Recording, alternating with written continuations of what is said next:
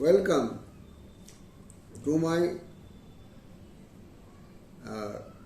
concluding session of the management of the essential hypertension with particular reference to anesthetic management. Now you have to start with the pre-operative evaluation. Assess the patient's baseline BP and self-management at home to identify the possible shift in cerebral auto-regulation.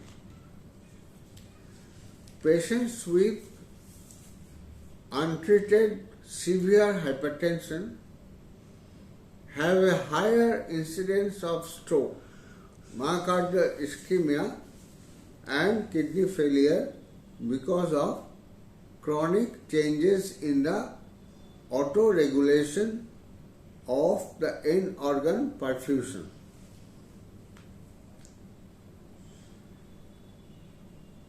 Now we come to the schematic presentation of the multiple risk factors that are associated with elevated BP.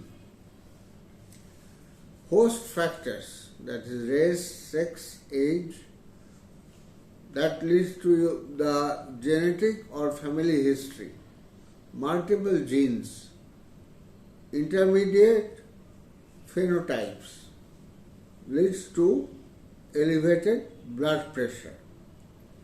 Lifestyle can also lead to this elevated blood pressure, like obesity, tobacco, excessive dietary sodium intake, alcohol, stress.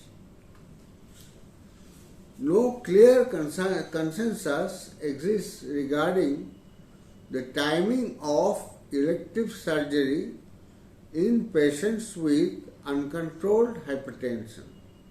However, recommendations according to hypertension stage are as follows. Stage 1 and 2 hypertension proceed with anesthesia and surgery. Stage 3 hypertension, consider postponing anesthesia and surgery, especially in patients with other cardiovascular risk factors, that is the end organ damage. Stage 4 hypertension, defer the anesthesia and surgery whenever possible. Begin appropriate antihypertensive therapy and arrange for follow-up or inpatient BP control. Evaluate for end organ damage, including angina pectoris, left ventricular hypertrophy, congestive heart failure, cerebrovascular disease, stroke, peripheral vascular disease, or renal insufficiency. Laboratory studies, complete blood count, coagulation studies, basic metabolic panel to determine the extent of the renal disease and electrolyte status. Presume the ischemic heart disease in patients with essential hypertension until proven otherwise. Assess the patient's exercise tolerance with the focus on dyspnea or angina. Number 2, check the ECG for abnormal conduction or ischemia and consider stress test. Number 3, if cardiac exam suggests valvular disease or myocardial dysfunction, consider echocardiography. Continue the current antihypertensive regimen prior to surgery. Review the antihypertensive medication for pharmacology and potential side effects. ACE inhibitors and angiotensin receptor blockers can be associated with severe hypotension during general anesthesia. Complications due to cessation of antihypertensive medication. Beta-adrenergic antagonists will lead to myocardial ischemia if they are stopped abruptly. Clonidine, if stopped abruptly, will lead to hypertensive crisis. Intraoperative management, induction, direct laryngoscopy and tracheal intubation can cause significant hypertension, tachycardia and myocardial ischemia. The use of IV drugs cannot definitely suppress the cardiovascular response to the tracheal intubation. Management. In patients at high risk for myocardial ischemia, consider deep inhalation anesthesia or injection of opioid, lidocaine, beta-adrenergic antagonist or vasodilator to suppress the tracheal reflexes and reduce the autonomic responses to laryngoscopy. Intraoperative hemodynamic management. Patients with essential hypertension have an increased incidence of perioperative hypertension. Volatile anesthetics can attenuate pressure response of sympathetic nervous system, resulting in dose-dependent decrease in the BP, systemic vascular resistance, and myocardial depression. Intraoperative hypotension may occur when ACE inhibitors and angiotensin II antagonists were not discontinued 24 hours before surgery. Vasoconstrictor treatment may be required, such as low-dose vasopressin. No volatile agents or muscle relaxants appear to be more preferable in this patient population. Pancuronium has dose-related sympathomimetic and vagolytic effects, and one should consider avoid this drug. Now, what about cerebral autoregulation? Typically maintained between mean BP between 50 and 150 millimeter of mercury. In chronic hypertension, the lower BP of autoregulation of cerebral blood flow is shifted towards a higher BP. The clinical consequences of this shift is an impaired tolerance to lower BP. Long-term antihypertensive treatment can help readapt to normal autoregulation of cerebral blood flow, illustrating the importance of preoperative baseline evaluation. Monitoring. ECG, preferably 5-lead, to recognize the myocardial ischemia during the periods of intense painful stimulation, such as laryngoscopy and tracheal intubation. Invasive monitoring, arterial or central line pulmonary artery catheter, are useful for extensive surgery or in case of left ventricular dysfunction or other significant end organ damage.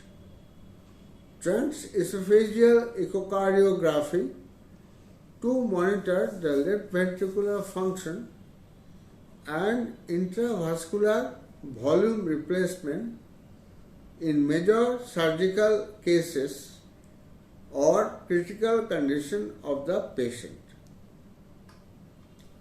Post-operative management. Post-operative hypertension is common in patients with essential hypertension. Close monitoring of BP with prompt assessment and treatment is required to decrease the risk of myocardial ischemia, arrhythmias, CHF, that is congestive heart failure, cerebrovascular ischemia, and maintain the surgical wound hemostasis. Adequate management of postoperative pain. Pain is an important contributor to postoperative hypertension. Useful approaches to pain management may include epidural anesthesia. Temporary IV administration of antihypertensive agents may be necessary. Medications should be chosen based on the patient's vital signs and coexisting diseases. One approach is to use labetalol IV intermittently 20 mg over 2 minutes, then double at 10-minute intervals until the desired response. A single maximal dose of 80 mg toxicity or a cumulative dose of 300 mg per day or infusion of 2 mg per minute initially and then titrate in 2 mg increments every 10 minutes until response. Toxicity or a cumulative dose of 300 mg over 24 hours. In the presence of a low heart rate and or contraindication to beta adrenergic antagonist, hydralazine is an alternative agent. Now we come to the summary for essential hypertension and anesthetic considerations. Definition. Essential hypertension: no secondary cause for hypertension can be identified, such as pheochromocytoma, hyperaldosteronism, Cushing syndrome, renovascular hypertension, aortic coarctation. Essential hypertension comprises 95% of all cases of hypertension. Now, classification. Normal. Systolic BP is less than 120 and diastolic BP is less than 80. Pre-hypertension. That is systolic 120 to 139 and diastolic is 80 to 89. Stage 1 hypertension 140 to 159 and diastolic 90 to 99.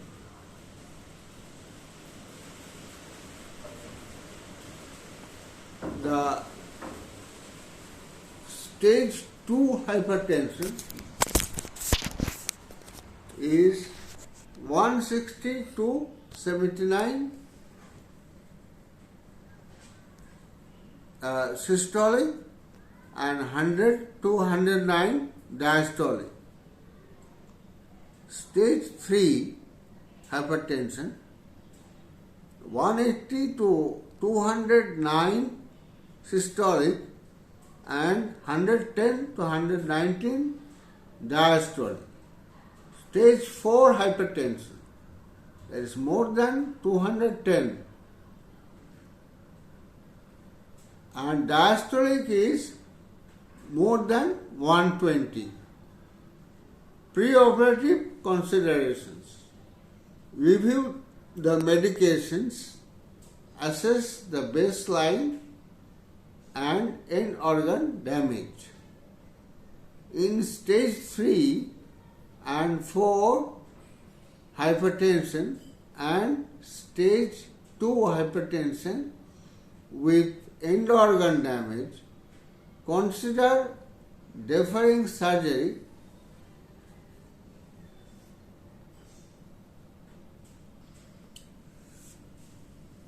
Preoperative considerations.